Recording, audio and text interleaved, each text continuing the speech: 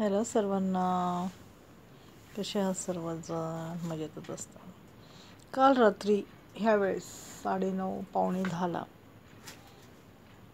प्रत्येक चॅनलवर बातम्या येत होत्या. वनराज आंदेकरची गोळ्या घातल्या, असं केलं तसं केलं. आणि मी रात्री 11 वाजेपर्यंत पाहतच होते की काय झालं काय नाही. मग सकाळी मला कळालं की वनराज गेला म्हणून. तर 24च तास झाले, म्हणजे काल रात्री 9 वाजता आणि आज रात्री 9 वाजता, 9:30 वाजता, 24 तासामध्ये सर्व गोष्टी स्पष्ट झाल्या, समजल्या, लोकांसमोर आल्या आणि सर्वांना माहिती झालं की कोणी कोणाला गोळ्या घातल्या. पहिल्यांदा तर मला असं वाटलं की काहीतरी टोळी युद्धातून त्याचं हे झालं असेल, नाही का. म्हणजे तिथे आंदेकर पहिल्यापासून आहेत, तिथं वास्तव्यास आणि त्यांचं असतं, तर कुणीतरी त्या मुलावर हल्ला केला असं मला वाटलं. माझ्या मनात तर असं आलंच नाही की सख्ख्या बहिणीने भावाची सुपारी दिली असेल म्हणून. सख्ख्या बहिणीने माझ्या स्वप्नात पण नव्हतं की ही गोष्ट. मग नंतर दुपारी मला कळाली की सख्ख्या बहिणीनेच भावाची सुपारी दिली होती आणि भावाला मारण्यासाठी त्यांनी माणसं पाठवली होती. जो माणूस कधीच म्हणजे त्याला कुणी हात लावू शकत नव्हतं, परंतु तो एकटा होता आणि त्यामुळं ते सर्व घडलं.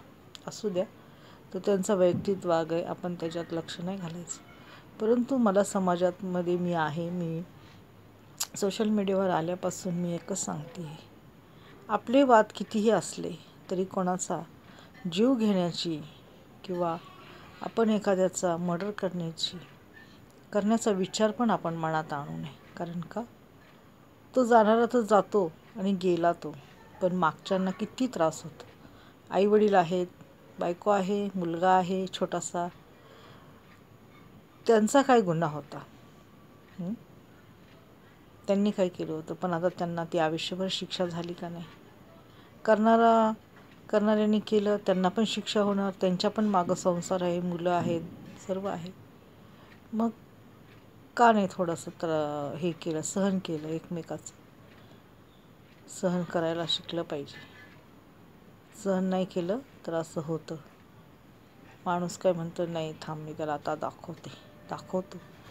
माझ्याबरोबर कितीदा गोष्टी अशा घडलेल्या आहेत, माझी काहीच चूक नसताना लोकांनी माझ्यावर हात उगारला, मला वाटेल तसे घाणेरडे बोलले आणि बोलतात हे.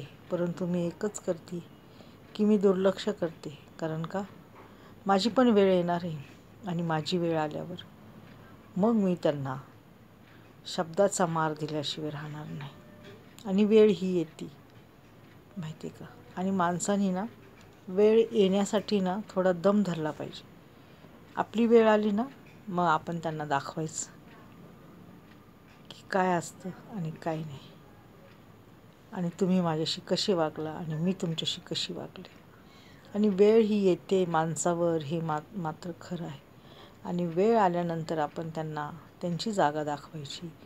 कचरा जसा रस्त्यावरच्या एका कचरकुंडीत फेकून देतात, तसं त्यांना आपण तिथेच फेकून द्यायचं. तुमची जागा तिथेच आहे, कचरकुंडीमध्ये.